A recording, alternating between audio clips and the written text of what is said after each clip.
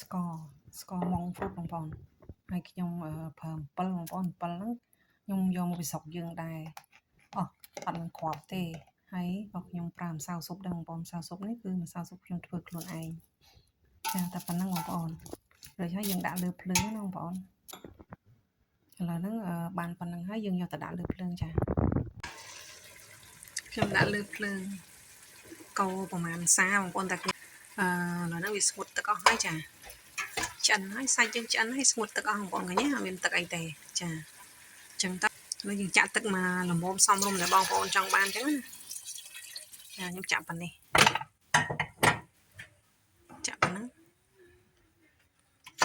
ល្មមបងប្អូននេះមិនហើយមិនច្រើនហើយក៏មិនតិចមកល្មមតែយើងដាក់បន្លែទៅគឺបន្លែទ្រាប់យើងនឹងវាចេញទឹកទៀតអញ្ចឹងគឺវាល្មមសមរម្យហើយបងប្អូនទ្រាប់ចិត្តហើយណាចាចិត្តហើយស្អាតហើយឥឡូវហ្នឹងសម្លយើងក៏ពុះដែរយើងបងទ្រាប់យើងចូលណាមិនពុះនេះទេយើងពុះយូរហើយសាច់នឹងឆ្អិនហើយចូលទៅ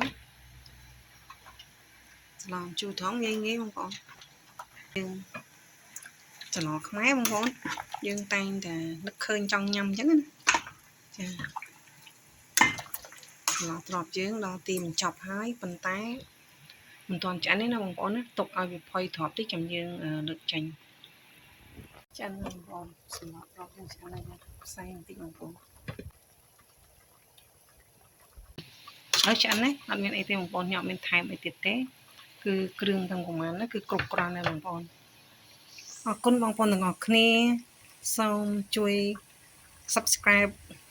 មកខ្ញុំផងបងប្អូនខ្ញុំនឹងមានវីដេអូថ្មីៗឲ្យបងប្អូនបានមើលទៀតចាសូមអរគុណសូមជម្រាបលា